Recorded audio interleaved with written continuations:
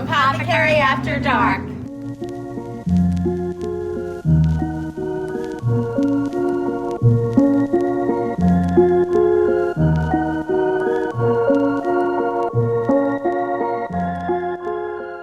Welcome to Apothecary After Dark. I'm Danielle. And I'm Dina. We're the co-owners of Amityville Apothecary. You ever wonder what happens when we shut off the lights and lock the doors of Amityville Apothecary? What we talk about when nobody's around? What we think about all things metaphysical and witchy? Well, stay tuned because we have some really fun topics for you. Hey, everybody. Welcome to another episode of Apothecary After Dark. I know you're so excited. I am so excited about this because I know this is going to amaze most of you. And you are never going to figure this out. I love social media. Shocking. I consume a lot of TikTok.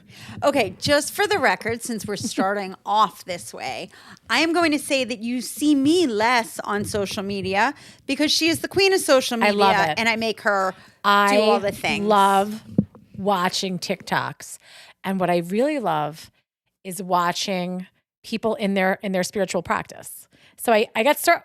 I mean, I know this is shocking. We own a metaphysical shop that I get served a lot of metaphysical content, right? It's amazing. The algorithm is so algorithmy.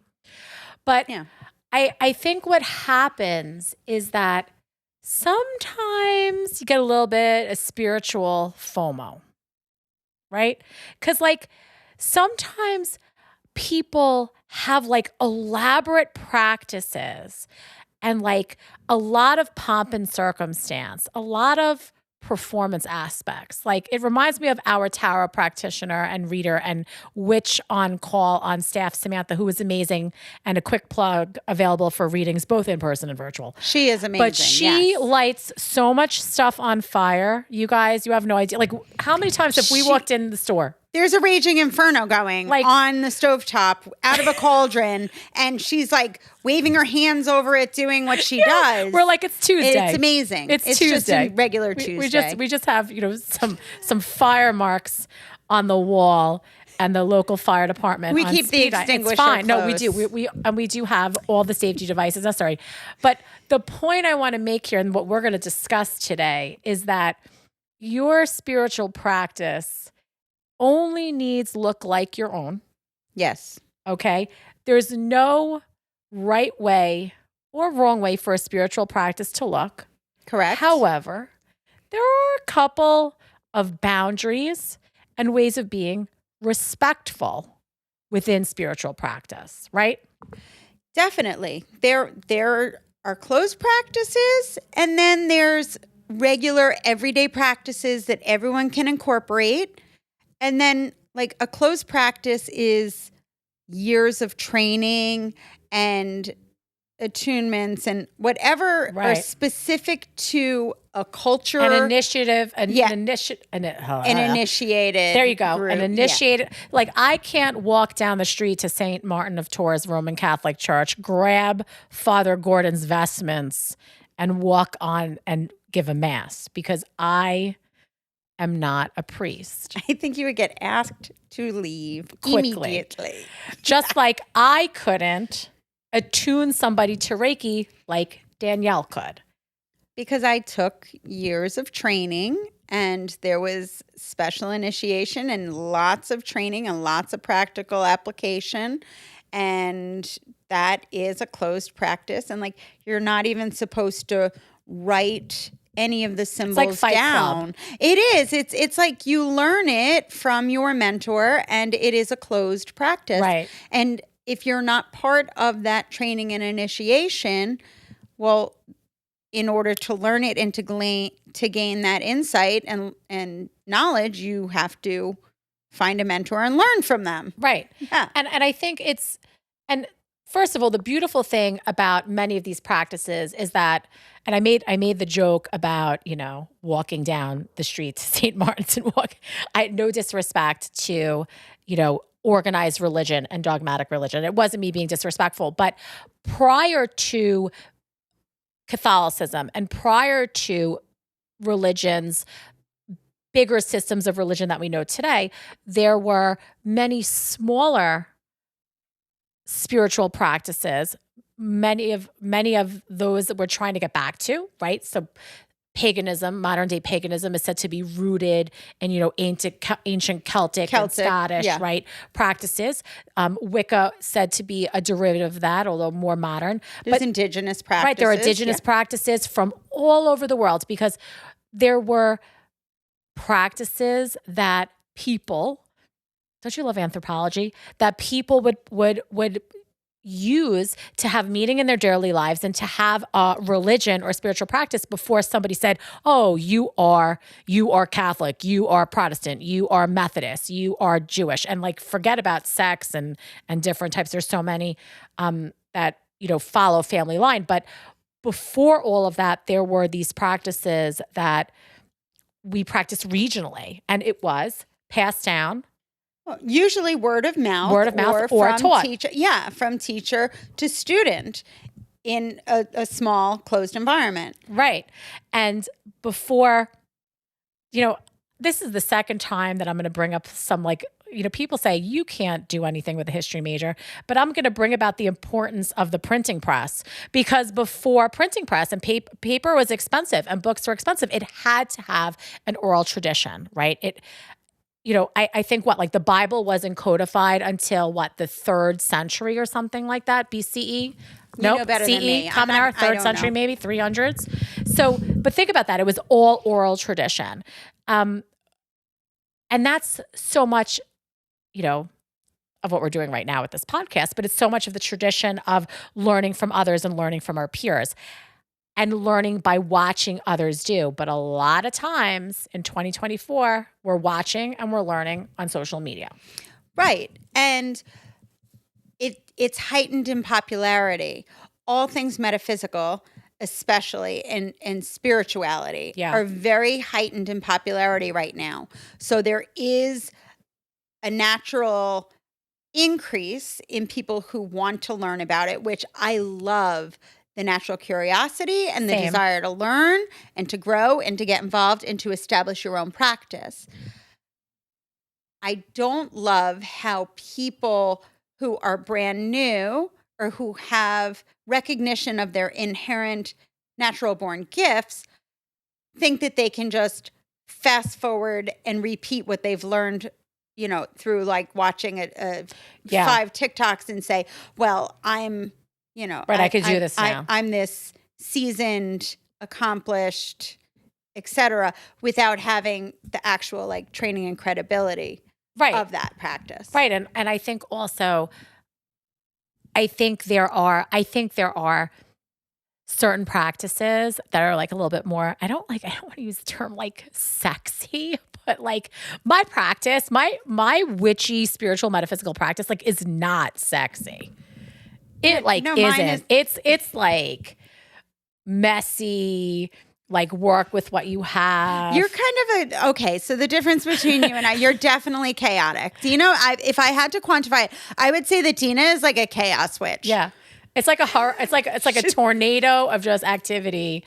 But yeah, I'm like the eye of the hurricane. I'm still, but everything else around me is she's like a little tornado. So when we first opened the shop 5 years ago, she also got a puppy named Ruby, who's our shop dog, 3 weeks after we opened. That wasn't my fault, though. And no, we love this little puppy. This puppy's now a 5-year-old dog.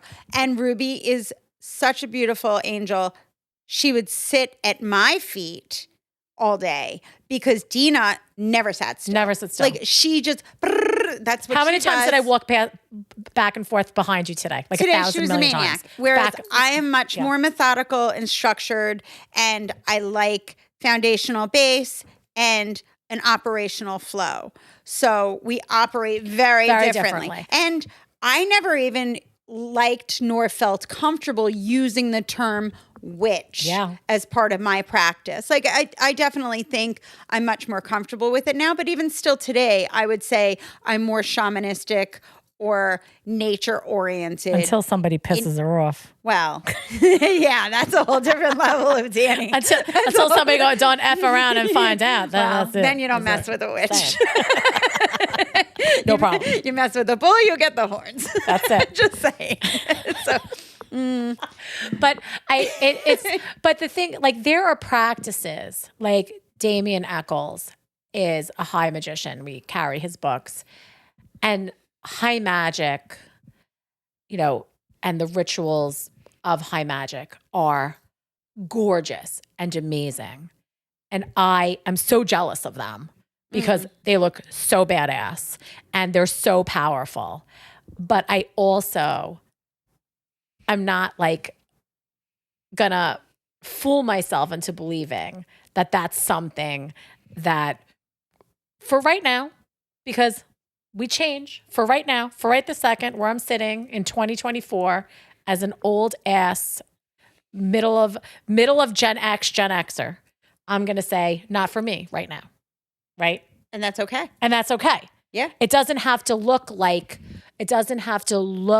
anything. And I think like that's the point is like we're consuming all the social media and we think it has to look a certain way and it doesn't. Well, Samantha has been training for her practice, which is, she was taught by a very specific group. She is an ordained and trained death witch. Which sounds scary. It sounds but scary. It's not. But she took vows to help earthbound souls cross over. And that may be whenever they're ready to cross over to the next realm. So if they're going to spend time here, hanging out on earth as a soul, well, they can hang out with her. And she took a vow to like be available. Right, to be of service, But she learned through people who have gone before her. And I think it was pretty strenuous learning and training. And she's been doing this since she's 12. So when people come in and they're like, yeah, I'm just like Samantha. I'm like, I think I might beg to differ a little bit because it's okay that you are just starting your journey right now. But like, you don't have to pretend like it's not a matter of comparison.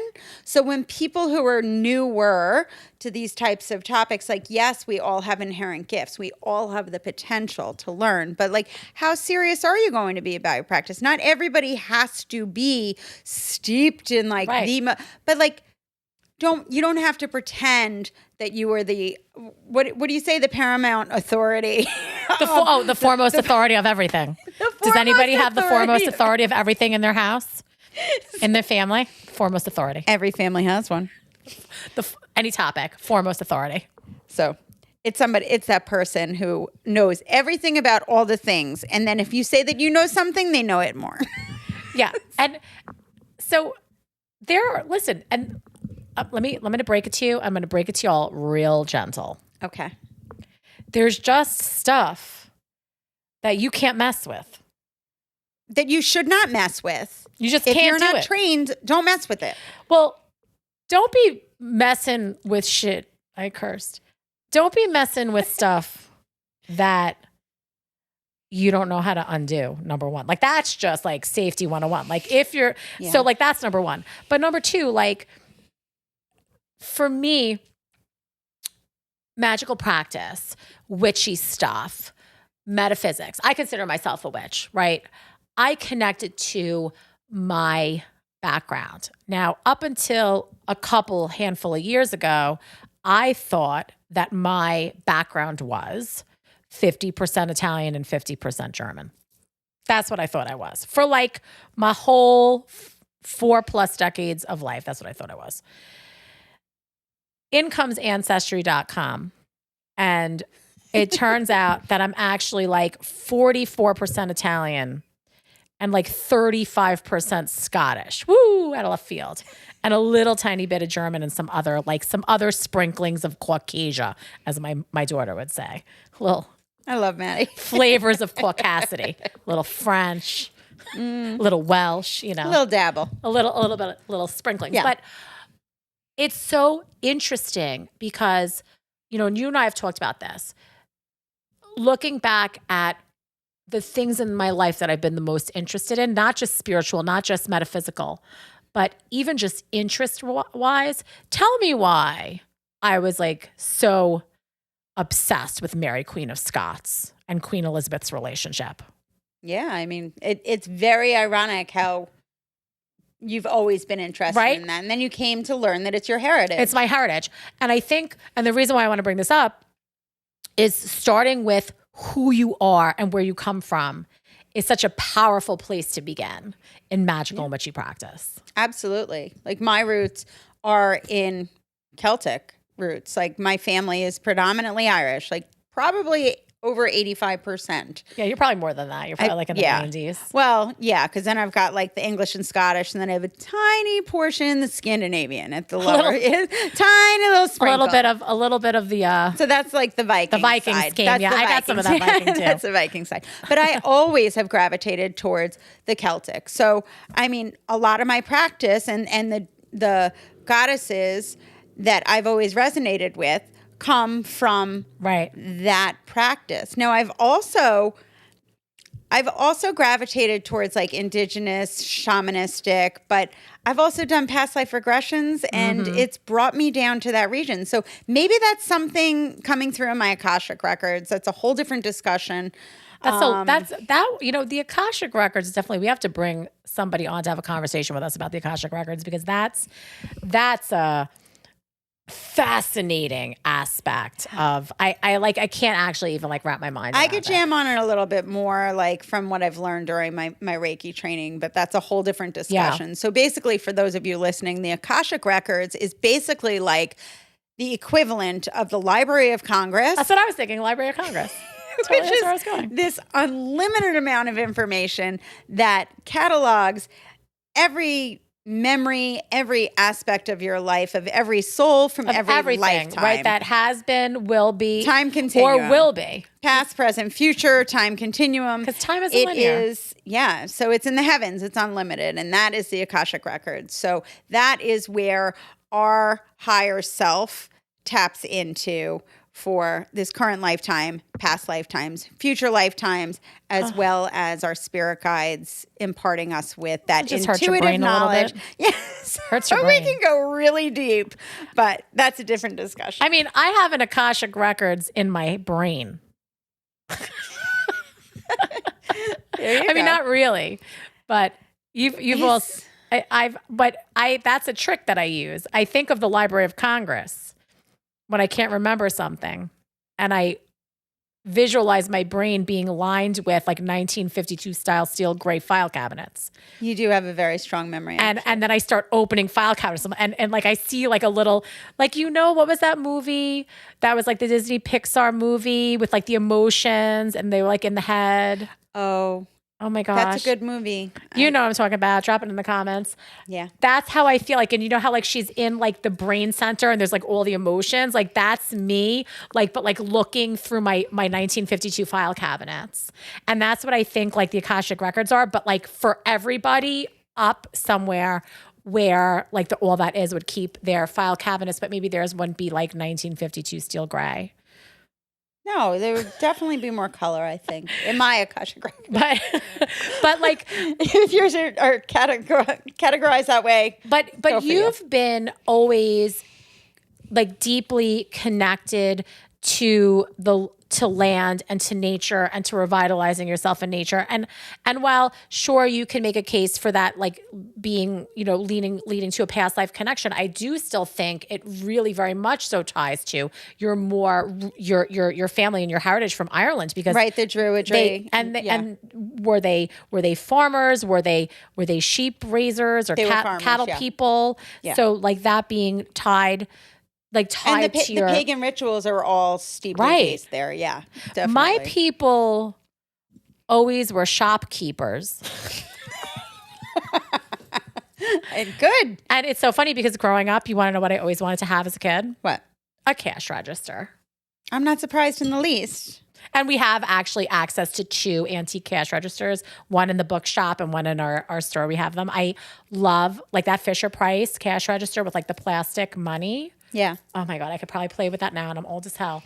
But wait a minute, we digress. Let's bring it back. Yes, let's bring it back. But what I'm trying to bring it back to, though, is I want to talk about the cash register, is that like we have access to, like our spiritual practice should be related to either our heritage, our ancestry, the stories that our people tell us, either our families of origin in whichever way they come to us. Yeah. It doesn't have to just be if you're adopted or if you chose another family, you have access to those stories and those lineages as well. But I think really such a beautiful place to begin with honor is from where you come from. Absolutely. But I will say, like, okay, the practice of Reiki, the founder of that was Japanese. I am not Right. Japanese. I have zero True. ties through my lineage to Japan. However, when Reiki was used on me, it helped alleviate the anxiety and stress that I had been suffering from. And I immediately looked at the practitioner. I said, "What did you just do?" Like, wow. It had such a profound effect on me. I said, "What did you just do?" And she said, "Well, I utilized Reiki on you." So I knew at that moment, it triggered something in me because I had such a reaction that I needed to learn that. It wasn't a doubt in my mind. And I researched and I found a teacher up in New Hampshire, 5 hours away. And I reached out and I enrolled, and that began a 5-year journey of training, driving back and forth to New Hampshire because that was where I wanted to learn. Not on you, Demi. And no. Yeah, no. No. No. And doing the actual applications and treatments and practices through my training and my investment and all of the attunements and everything. But that is a closed practice. So, but break it down a second. Yeah. Because sure, you're not Japanese. Master Usui was Japanese, but Master Usui attuned people and was very specific in the instruction of how to attune, who to attune. So it's not this. It's the same because it's a closed practice. And we're talking about like sort of closed practice. So and it's having teacher to accessing, student. but it's teacher to student. Yeah. So it's right, because I knew inherently that I was being called to learn that and to be of service so that I could do that for other people. Right. So I sought it out, I researched it, and that's who I chose to go learn from because I wanted my lineage to be super close to Master Usui. So that's what worked for me. But I took it very seriously. I didn't just say, "Oh, now I'm a Reiki master." Right. I invested a lot of time, effort, energy. More time than anybody I know in a Reiki practice, honestly. So nowadays it's like cool to be like, "Oh yeah, I'm a Reiki master. Oh yeah, I do that." Like, but are you? Are you doing it? Is it a hands-on? Like, are you really being serious and operating with integrity and putting in the time? I feel like everybody's so used to instant gratification in today's society that they are not willing to put in the time, the money, the investment. It is a service. It is an investment. And it is a skill. It is the practice. A practice. Just the time practice. The word practice. You have to apply it and put it into practice to become stronger, like a muscle. The more you use it, the stronger it becomes. Right. And I think also too, like once you find like even though you've took so many years studying and going to New Hampshire and learning directly from your teacher. Right. And then the practice of going through and treating different people with Reiki, the person and the way you practice now and the information that you have now about it as you've grown is you have the foundation, but also it changes as you work with it. It evolves. Absolutely. Yeah. Just like you also with the sound bowl healing and the crystal healing, which I also, after you got all of your crystal healing certifications from Laurel, I then said, well, I love the foundational knowledge that you have and understanding because yes, I had understanding. We own a crystal shop, but like I wanted that deeper level of foundational information about crystal healing, why it works. So like we again invested a lot of time and education. Like we definitely can be like a little book nerdy, but I think in today's society, like you can't just watch like a quick video and be like, I'm an expert on this topic now. Like it's a very worthwhile thing to invest, but like do it. If you're going to do it, like. Yeah, if you're going to do it, do it. But also like, how about like, this is going to open up a can of worms, but even like with spells, man, like That's Because we sell a lot of spell books here, which are Yeah. like really like recipes for spell work. And you got to put like some of your own stuff in there, right? Like, so that's why like the book of, it's not in front of us. Yeah. I was like, where is it? The book of correspondences and, you know, some of the herbal books that we have here are so important because if you're going to do a spell, you're going to do a spell jar or, you know, a candle carving or something like that. Yeah, sure, there's something to be said for the tradition of teacher to student, but then also what have you learned, right? And what's your personal flair, your Right. flavor? Right, because magic, Dr. Michael Lennox, who we love, and I bet we're going to get him on this podcast and put it out in the universe. Yes. He talks about magic, ritual, being vertical, like vertical, like going up to connect to your higher self. And it gives you this expansive viewpoint. You're connecting yourself with the divine, yourself with what's more, what's exciting, the all that is. Something more to this. I'm thinking Belle from Beauty and the Beast. There must be more than this provincial life. Right? But we all get there. Like, that's it. I have to go to work every day. Like, what the hell? This sucks. Yeah. Just that excitement. And I think like putting yourself into your practice, into your Reiki, into your magic, connecting with your ancestry, that's like putting you, your heart, your soul into your practice because the practice is for you, to know you.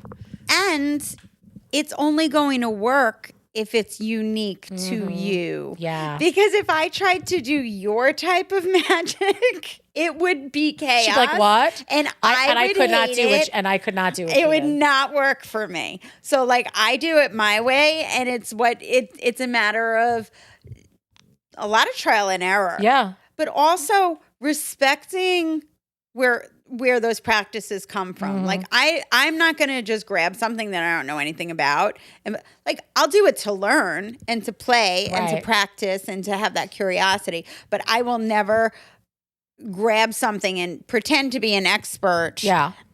Practitioner in that if I don't have the knowledge base. Right. Or, and I think that confuses a lot of people too, because they think that we have, I mean, we do have a lot of knowledge. We know a lot about a lot of things within metaphysics and magic and witchcraft and traditions and different faith practices, et cetera.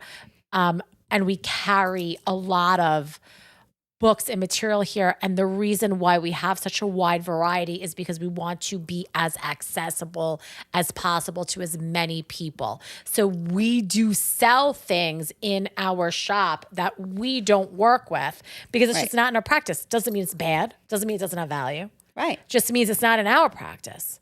But there are people that are like needing these tools and they want a safe place with people that are funny as hell and good looking. Clearly.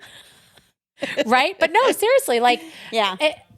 But that doesn't mean that we're like, so people need to understand that there are going to be things that you see, it's not for you. There are going to be things that you see that you're like your experience with Reiki where you're like, yes, immediately in my soul, in my gut, it's a resounding yes. Everything in my life is walking towards this thing. Yeah.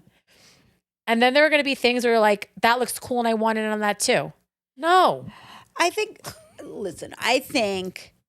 the long and short of it is have a natural curiosity, have respect for the practice. If it's a closed practice or like if there's a specific practice, invest the time to learn from somebody who has the knowledge and the experience that you want to learn from. Right, not and you wish to Wikipedia. achieve. Like, don't go for a quick fix. Like, really honor it, and then learn the foundation, and then make it your practice. I think with all things, if you come to it with honor and reverence and appreciation and understanding and commitment, then it doesn't seem it doesn't seem offensive. It feels offensive when it's like you're picking it up like you're going through the drive-thru at McDonald's. Well, that's a problem with society at large. So right. It's worth taking the time to invest it. So investigate the things that are piquing your curiosity, have that enthusiasm and the beginner's mind, and then find the thing you want to go deep with. And if you start and you're like, this doesn't feel right, honor that, and it's okay. Then let that lead you to the next thing. But I think find the things that feel most natural to you inherently, and don't worry about what everybody at large on social media is doing. Don't have that FOMO, because at the end of the day, this is for you and your higher self and your development and your fulfillment, and there's no right or wrong way.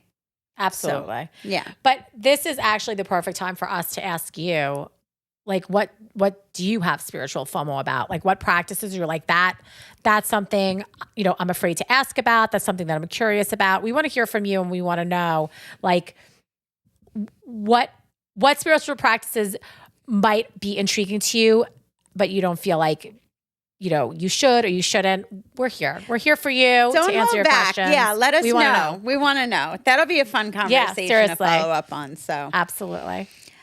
Thank you so much, guys. We appreciate you. I hope we didn't meander too much. You'll see that we meander all the time. But that's just who we are. It's so much fun. We really are so thankful that you take this time to sit with us. And as always, we want to hear from you. And we'll catch you again on another episode of Apothecary After Dark. We'll see you soon. Bye. Bye. Thanks so much for listening to us today. We look forward to connecting with you again soon, so be sure to come back for the next episode. And make sure to follow us on social media. It's the fastest way you can get in touch with us at Amityville Apothecary, Instagram, Facebook, TikTok, and YouTube. And of course, subscribe to this podcast. We are eternally grateful for your support.